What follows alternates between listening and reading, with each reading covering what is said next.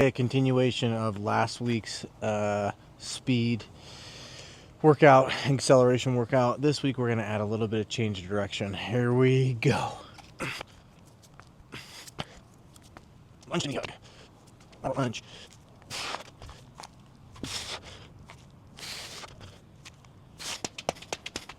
Pulling back. Toe. A step. Punching out foot to the ground. Aggressive. Slight bend in knee. Toes point forward. A little bigger.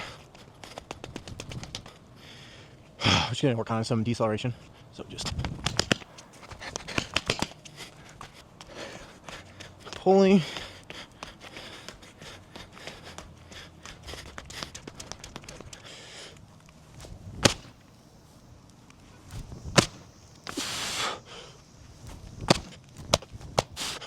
I want to make a longer video about this in the future, but training tactical athletes, police officers, firemen, and a lot of military. I've heard this from a lot of sources, like high up sources, even guys training special operations. Special operations being the outlier. Just need to be a B plus or a B at everything. And I enjoy that type of training. We need to be able to jump. We have to be able to carry. We have to be able to run. We have to be able to. We have to be strong. We got to be durable. We have to have, all of the attributes, and we're just, decent at all of them. That kind of training is super fun. So that's why, if we're doing a speed and acceleration session, we're gonna mix in plyometrics. We're gonna mix in change of direction because we're already out doing it. We're on the pavement. So let's hit it all, okay, on a weekly basis.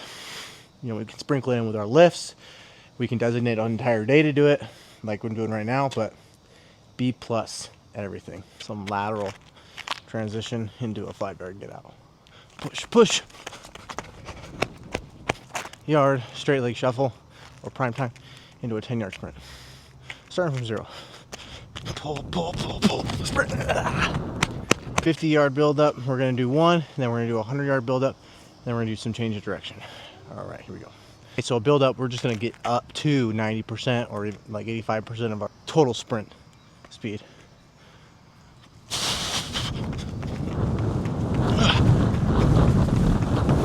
Change of direction. I'm horrible at change of direction. I was a soccer player, and even as a soccer player, I was like a midfielder. And even as a midfielder, I was not a very good soccer player. So change of direction's tough for me. And so we're just gonna do low level drills, okay? For right now, we're gonna do just a lateral drill, 5 yards apart, back and forth at a high intensity for a certain amount of time, like probably 10 seconds. Here we go. To you guys, and then back to this point.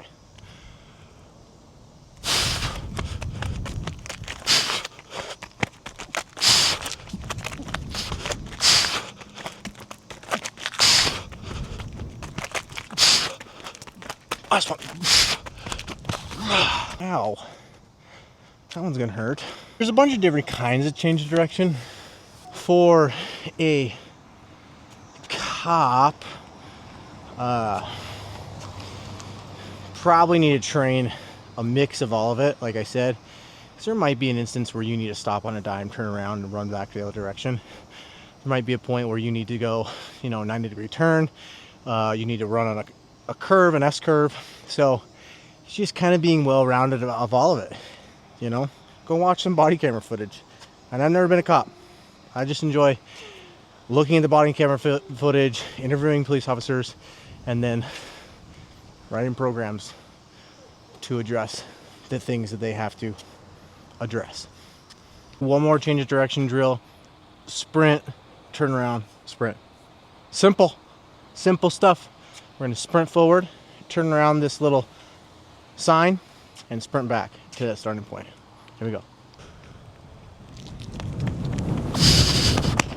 Break down that cone, run back. I mean by break down the cone, choppy steps. Keep your center of gravity, center of mass, one of the two. Not leaking your body outward, so staying tight, close to the cone, leading into it, and driving back the other direction.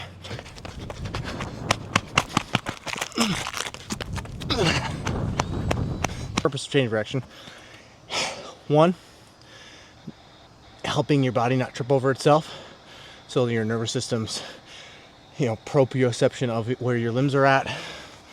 Two, your nervous system, training your nervous system to produce force at a higher rate. Three, the structural adaptations that you get, like in your ankles and lower limbs, from running at a high rate and having to change direction. A lot of good stuff. A lot of good reasons.